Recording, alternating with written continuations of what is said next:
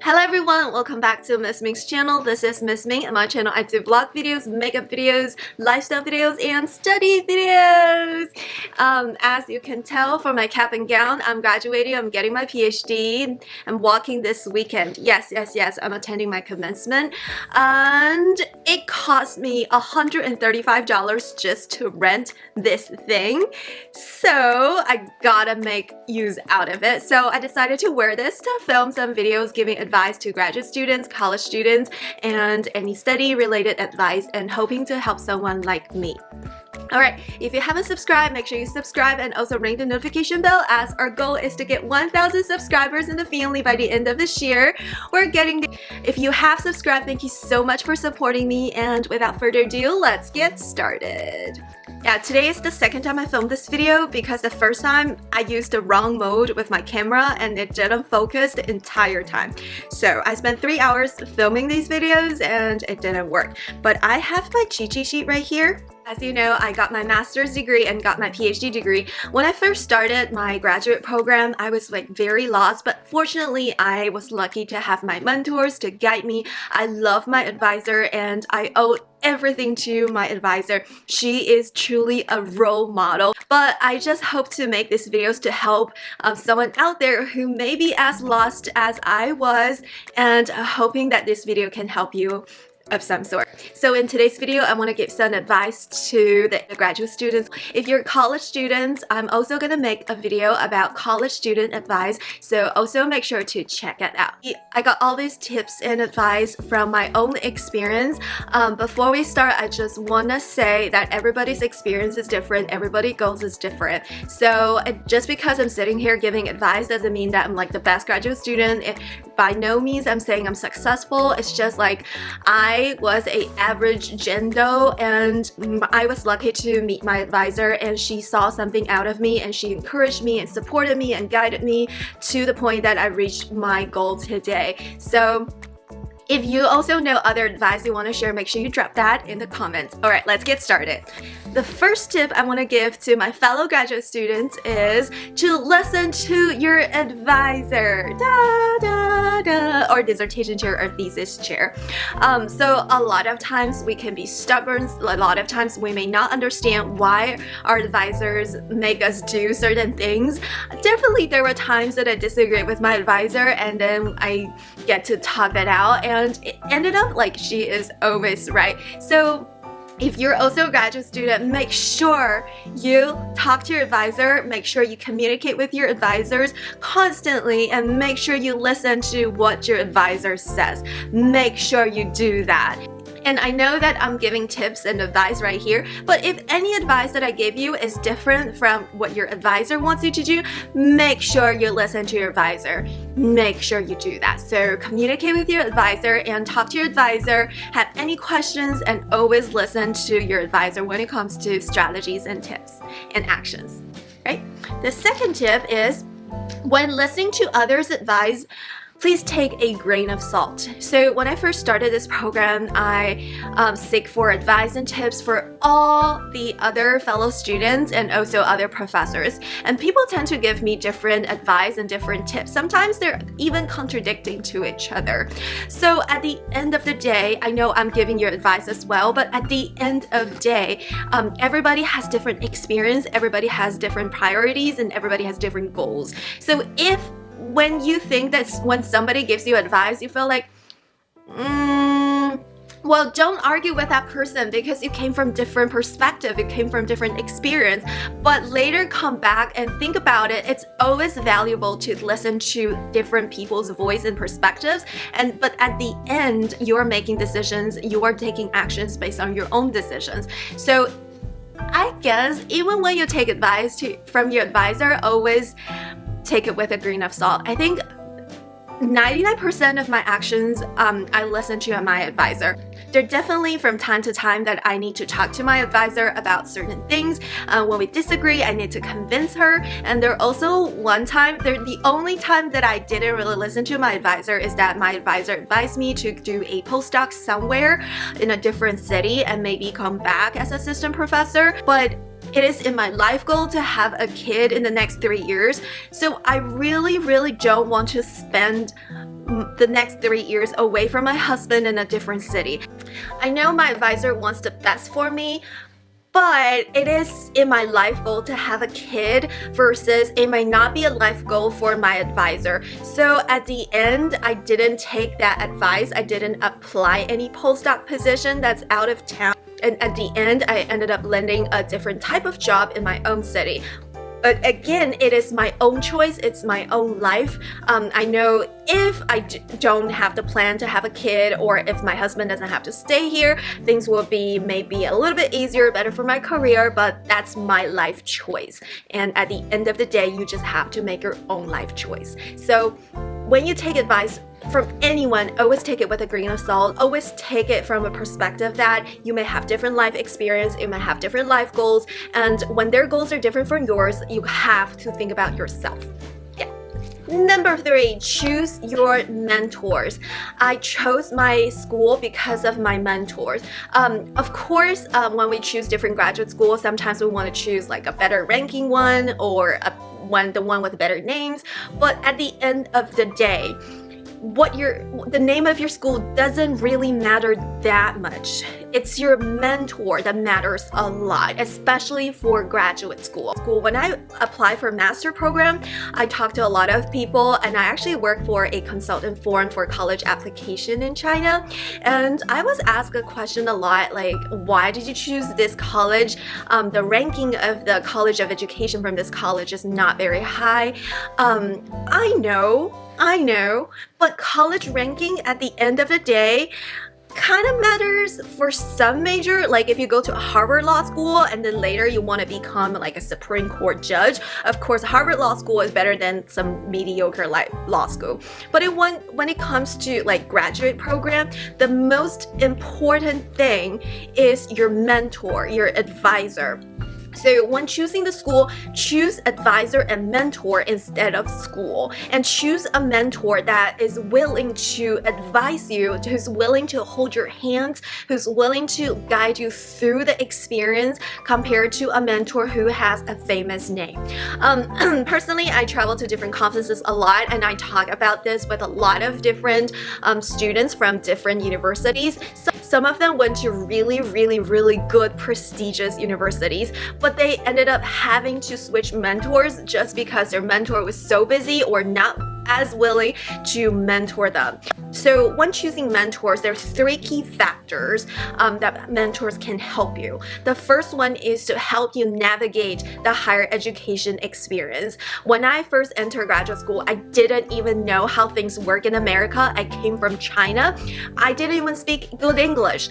And it was my mentor that helped me, that was willing to open like a research experience for me, and I was able to experience doing research as a research assistant. And also my mentor would tell me what classes to take, and also my mentors were able to help me in terms of which doctoral program to apply. So the first thing is that your mentor is going to help you navigate the institution, navigate academia, navigate graduate school. The second benefit from a good mentor is about publication. I know. At the end of the day, we shouldn't be counting on other people when we do publication, but I just remember in my first publication, I was so lost. I didn't know what to do when it comes to publication, and I felt like you just have to be like a prestigious writer to be able to publish academically. It's not true. I'm thinking about doing a video just talk about publication. So my first few publication experience was done with my mentor, my advisor, and I learned so much from that experience, and I felt like finally I'm ready to publish by myself as a first author. Without my mentor, I wouldn't be able to publish in the Tier 1 journal in the first 2 years of doing graduate school. So definitely your mentor is going to help you and guide you and mentor you and apprentice you when it comes to publications.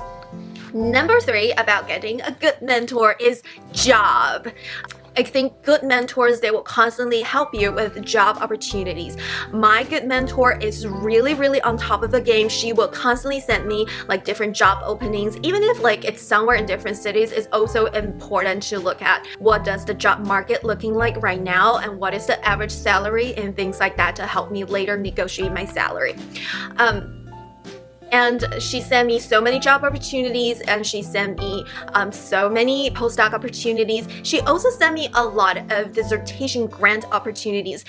And she was so supportive and encouraging. I never believed in myself, but the fact that she believed in me really made me wanted to try, and I ended up having a doctoral dissertation grant. Without her information, without her believing me and encouraging me to try, I wouldn't be able to achieve any of the things that I got. So that speaks to having a mentor, having a good mentor is so important. So when choosing a mentor, make sure you contact that person, make sure you Skype or talk to that person. And if you feel like the relationship between you and your mentor is not so great, or if you feel like your mentor is too busy to guide you and mentor you, it is always okay to switch.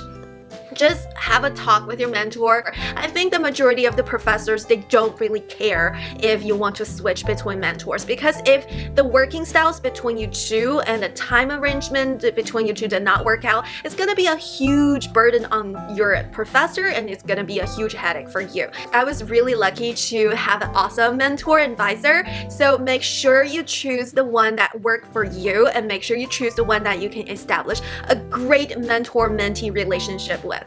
Yeah. Other than your advisor, you can also choose other mentors as your secondary mentors.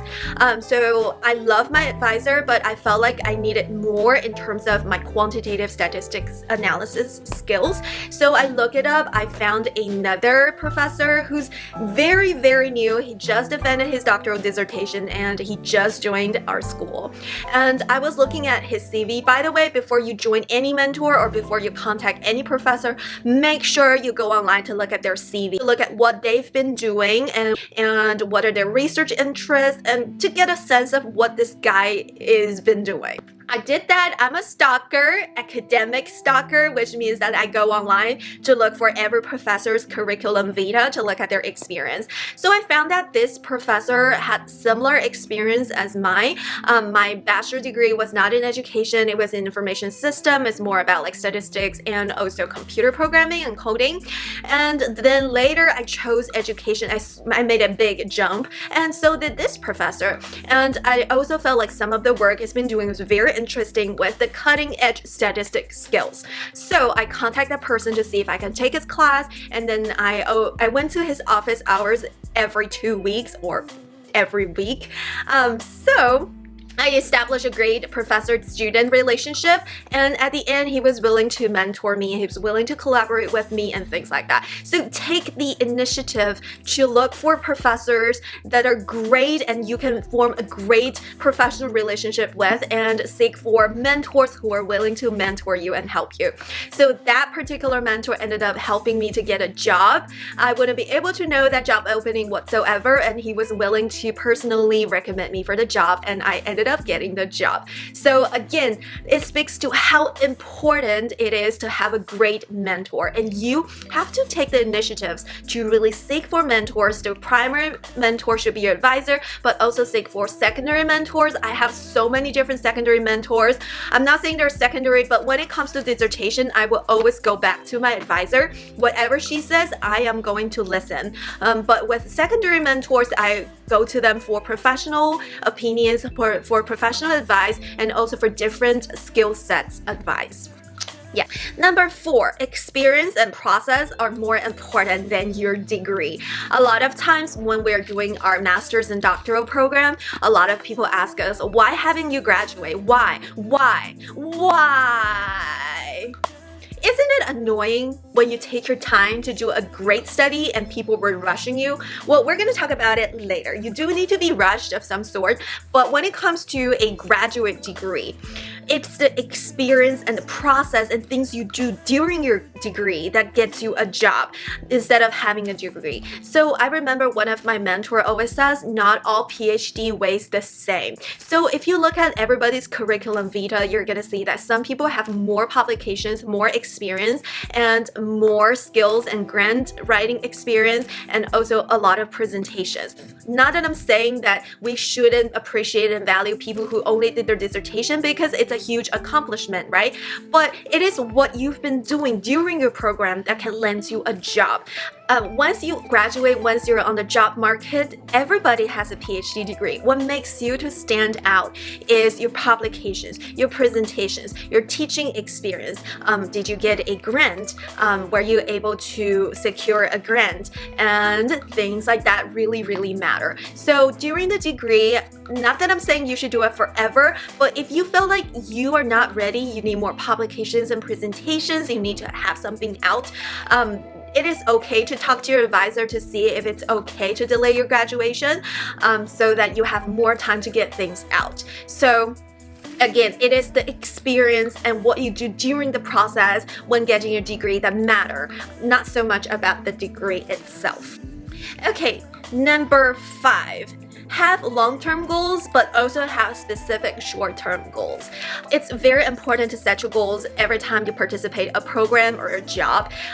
It's very important to have a direction where you work towards with, and it's very motivational when you have a goal.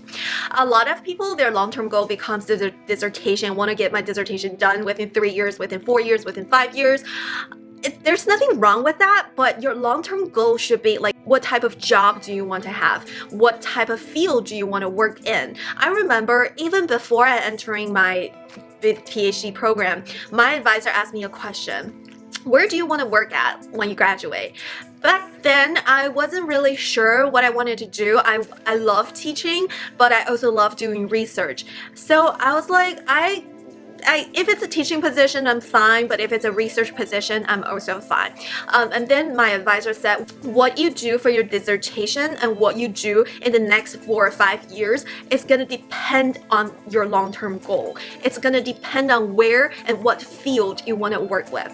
I'm like, that is a very hard question, right? Because I wouldn't know. So basically, she said if I wanted to work as a classroom teacher, it's very important to do classroom research. If I want to work in a testing and assessment, if I don't necessarily care for teaching, I could also work for the research institutions such as ETS, Pearson, Test Evaluation Department, and things like that, and just doing research, doing report and the data analysis and things like that. And I was like, I love data analysis, let's do that. So my advisor and I decided to go for testing and assessment as my primary field, and also do some secondary field like second language writing and also large-scale data analysis. So after 4.5 years, actually it's 5 years, it's been 5 years since that conversation with my advisor, I felt like it is so important to set that goal, because every action that I've made kind of helped me work towards that goal. And at the end, I did land a job in testing and evaluation field. And I felt like it is so important to recognize that, okay, I want to work in higher education, but I'm also happy to go into a research institution or a research department or things like that just to do data analysis. I think it's very important that I establish my field in quantitative analysis and also in testing and assessment.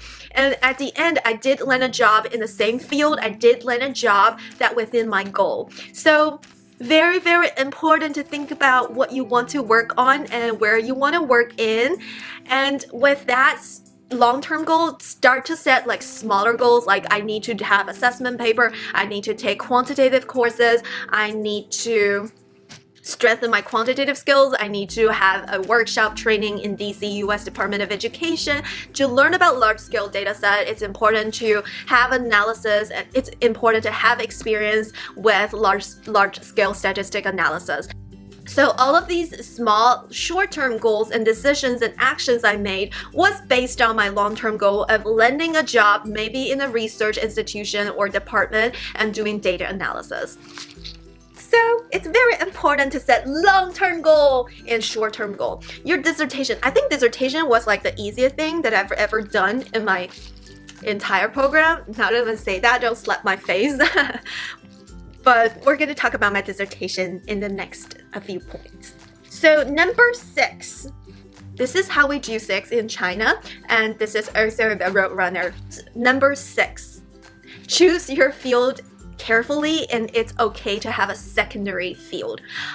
As I said earlier, once you establish a long-term goal, it's important to choose the particular field and particular field of study you want to work with. So choose your field carefully, and it's okay to have a minor field or secondary field. I have a primary field in language assessment. I have 2 secondary fields. One is second language writing or literacy. The other one is large-scale data analysis with quantitative analysis. My third field, and also I primarily use quantitative analysis, but I'm also known to use mixed methods in my studies. But my qualitative part is not as strong as my quantitative part. That's just based on my personal experience in the past training. I've always been a STEM person. I've always been a technology, statistics, science, IT person. So coding is way easier for me compared to doing qualitative writing or storytelling. But at the end of the day, the field you choose should land you a job. So it's important to negotiate between your interest and a field that's usable and applicable in the field. I really recommend you to start from the first year to look at the job market, to look at like what are the jobs like posted in different institutions, and choose the field that can land you a job and also you're also interested in. To be honest with you, there are always going to be fields of study that are easier to land a job compared to some other fields of study. It doesn't mean that you have to give up something that you're interested in. It's just about like being smart about where you want your dissertation to be facing at, and it's always okay to have a secondary field. So choose your field carefully and do a dissertation that you can graduate with and also can land you a job. I know I'm not so much of an idealist. I don't believe that life situations can be ideal for everyone. I'm more of a practical person, and that's also my philosophical view, and that's why I use mixed methods. Practicality. Number 7, build a network, build friends, and be genuine and help others. I think this is a very, very, very, very important. First is to network. Go to conference, network. Conference is for networking. It's not so much about going there to listen to their presentation. I know going there to listen to their presentation is going to help you to network, but you can always like look online, look at their proposals, look at their papers, but go to their presentations to hear what they say, to ask questions if you have any questions about the previous articles that they published, and build a network, like establish your name in the field. After 5 years now, I go to conferences. I've realized that the same people will go to my presentations. I get to know every single one of them, and I finally established my network. And then now I'm leaving academia. But network is very important. And also, it's important to make friends with your colleagues. I wouldn't be able to do it without the support from my friends. There are going to be times when it's frustrating, but having someone to talk to and have someone to believe in you, encourage you, is going to be helpful. So establish some really good friends in the program who have similar common goals, and listen to each other, talk to each other, and build a support system. It's very important for mental health. The next one is to be genuine with helping others. Do not help others with a goal of like using other people when they help you. When helping others, it's important to know, I think helping people can generate that sort of chemicals in the brain that helps me with my mental health. I know it sounds crazy, but I feel like by helping others, either my students or colleagues, it kind of connects to my self-worth. It kind of feels like, yes, I may or may not land a job with things that I learned, but at least I can help others. So at least I don't feel like I'm wasting my time. So it kind of helped me to sustain my effort when I was so lost, when I was so tired. So yeah, try. Number 8. Take initiatives in any projects and work. As earlier, I talked about like it's the project and the experience and the process that worth more than the actual degree. So as a graduate student, always take initiatives to work on different projects. Even if it means you have to volunteer, even if it means you don't get to sleep. I took the initiative to contact my advisor when I was a master's student to help with some research projects, and it ended up being so so great. It was such a great experience that motivated me to do a doctoral study. So it's very important to take initiatives to talk to different professors and colleagues, to collaborate or participate in any ongoing project, even if it means you're doing it for free, even if it means your names are not recognized. But it's that experience that you learned can help you later when it comes to your own stuff. So take the initiatives and don't think about anything you can make out of it, because learning and that experience and putting that project in your curriculum vitae and having some extra reference for job hunting is very, very important, and it's very beneficial. So number 9, dissertation. Okay, so this is the time that I talk about dissertation. Okay, so I think dissertation is the easiest thing that I've ever done in my PhD. I know, don't slap me on the face. I'm not an overachiever. But honestly, dissertation is the easiest thing, and it was the easiest thing I've ever done in my entire 4.5 years. Okay, so let me explain. I know a lot of students get frustrated with dissertations and things like that, but I felt like it was the easiest thing I've ever done in my entire studies. But here are several reasons. First, you have a lot of committee members in your dissertation committee who gives you advice, and also they are there to support you. They're not there to judge you. So I felt like having more people is nice. I love the professors that I have on my committee. So to me, I felt like in some of my other coursework, it's me doing it, or it's me and with one professor helping me. But with dissertation, my advisor helped me a lot, and also I've got some really great feedback from my committee members. I felt like it was like the easiest thing because I got so much help from so many more people. The first one. The second one is when doing dissertation, I kind of took additional courses that I didn't need just because I wanted to get 18 hours of literacy. I wanted to strengthen my quantitative skills and things like that. But usually when doing dissertation, you're not taking too many courses along the way, and that kind of helps. So I think when I first entered the program, I registered 9 credit hours, and that translated to 3 different courses. And for each course, we have to read at least 5 books and also so many articles. I think it was like 3 articles and a book per week. Oh, actually, it's 1 book per 2 weeks plus articles. And I was like, oh my gosh, the reading load is crazy, the writing load is crazy, the conversation paper is crazy. And I had to read extra for my own project because I don't want to be driven by the courses. I want to know how the courses are serving me. So that was not easy, but when I was doing my dissertation, I only took 1 or 2 courses along the way, and I felt like my day was so much more flexible. I could work anytime I want. I only read the things that serve me. I don't read things that I don't think I'm never gonna be using just because it's for a course. So I felt like I spent my energy so much more wisely when I was working on my dissertation. So that's the second reason. I don't have so much more distractions. The third one is that it is one study. You devote your time and you have so much more support. And even my teaching advisor, my teaching mentor, she was very understanding in terms of how my teaching schedule works. So I was able to do data collection. I was able to do data analysis. I felt like when you're working on your dissertation, everybody, trust me, everybody wants you to graduate. So they will do everything to support you. So I felt like I was the most supported when I was working on my dissertation. That really helped me to finish my dissertation really quickly. Okay, so let's talk about my dissertation timeline. So I think towards the end of January, my advisor sent me a dissertation grant that's due early in the first week of April, I think April 1st or April 2nd. And so I have between February to the end of March to be able to have my proposal approved by my committee so I can apply for that dissertation grant. So I rushed it.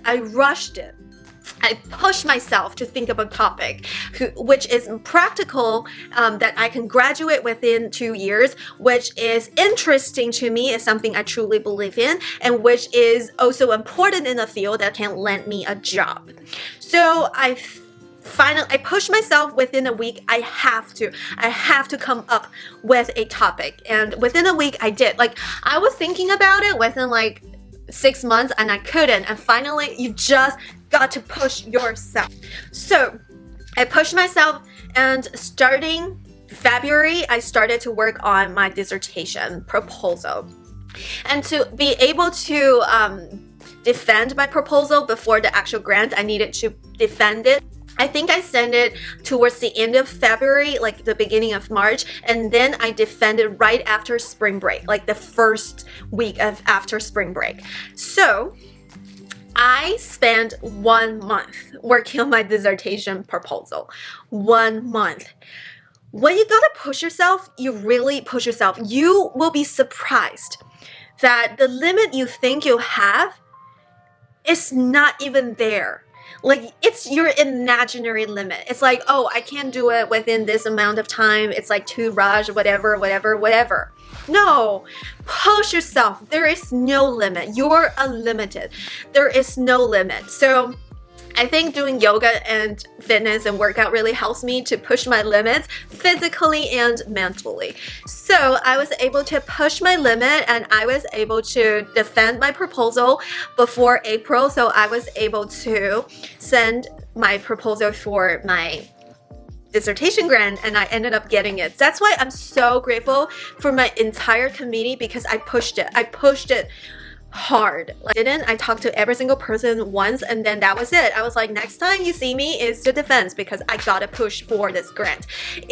Remember, the only thing that makes a significant difference in terms of getting a dissertation grant is to submit it by the deadline. So you just gotta try it, even if it's a rejection. So what? You're not hurt, right? So, but I got it. I was so excited, and then I collected my data for a year. And then with my dissertation, I think this year I slacked a little bit because of my wedding. I had 2 weddings. I had a wedding here, I had a wedding in China. And I was slacking. And then my advisor said, if you want to graduate, then you need to submit your draft to me by this date, because I know, like, usually you're not required to submit by this date, but she will be busy. I'm so appreciative that my advisor is very transparent with me when she's going to be busy and when she has time, so I can work around it. And she wanted to devote more time to look carefully at my draft. So I rushed it. After I came back from China, I just closed the door every day.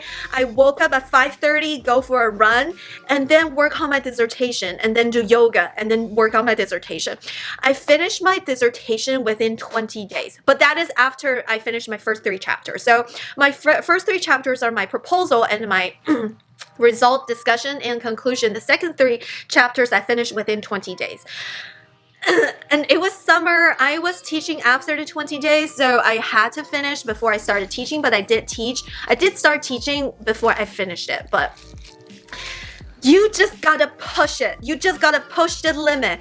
And during that 20 days, I didn't do anything. I really didn't do much. I just had to push myself. And there you go. And my advisor said it was a good dissertation. I am so grateful. But when it comes to dissertation, it is one study. It's not going to be the last study you do. It's not going to be the best study you do. It is one study. I know it's big, it's huge, but you just gotta push it. You have the mind power. You have the physical power, and push it through. Do not drag it. The longer you drag, the longer it takes and the harder it becomes, because you start to have this habit of dragging. So just push it through and you can do it. Number 10. I feel like this video is gonna be long, but I just have to get it out. I wish that somebody told me about this. I'm so grateful that my advisor told me a lot about it, but I really hope to help someone out there, whether you're a master's student or a PhD student. Okay, number 10, done is better than perfect. I know I used to be a perfectionist. You would not believe. I used to be a perfectionist when I was in college. Also because I was a computer programmer, if your code is not perfect, it doesn't run, there's like bugs, like it gets into the loop and then you have to shut down your computer. It happens to me all the time. That's why I'm no longer a coder, because I got so frustrated by the debugging process. But Done is better than perfect. And it is important to have a well done paper or well done some sort of project than a perfect project. You know what? Perfection is not even real. There's no such thing as perfect. You can always improve. So you can't really make anything perfect. So perfection is really a delusion that we have, thinking that we can always improve.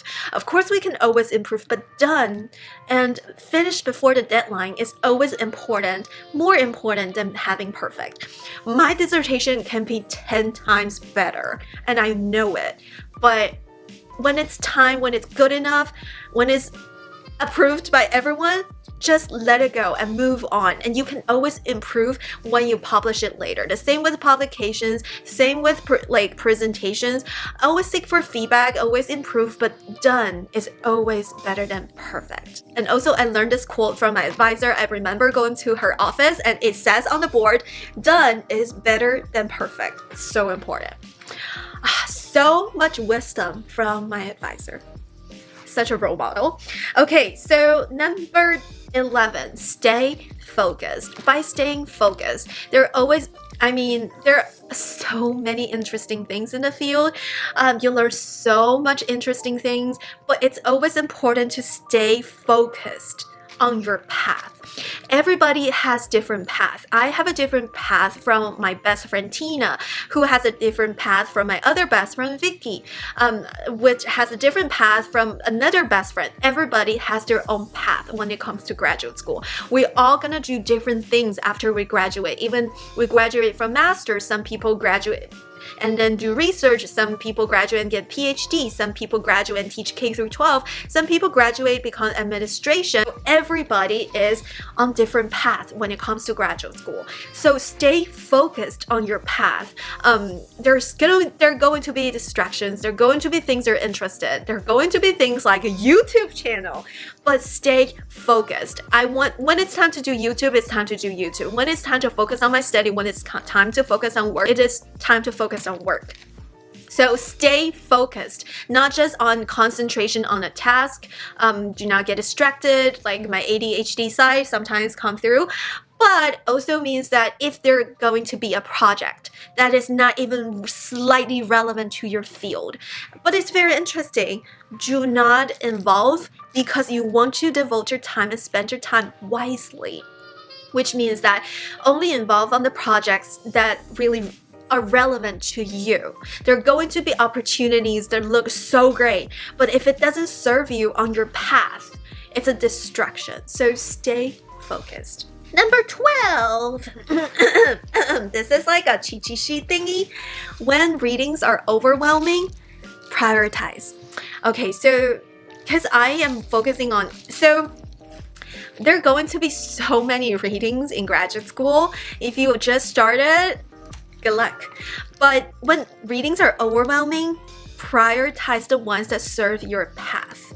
I remember taking a literacy class at the doctoral level, and there was a book, and I skimmed through it within like half an hour. I didn't read through every single word. Basically, I got the main idea. I was able to participate in our discussion, but I know I'm not going to serve as a pre-K teacher, and I know I'm not going to do research on like between 3 to 4-year-olds, at least not very soon. So I know that reading does not serve me of any sort, but in order to participate in the classroom, I skimmed through the book within 30 minutes. And it's a pretty rich book. You're not going to be able to understand it deeply. But again, it doesn't serve me. It doesn't serve me to my path. I prioritize my time to read about things that serve me to my field, to my studies.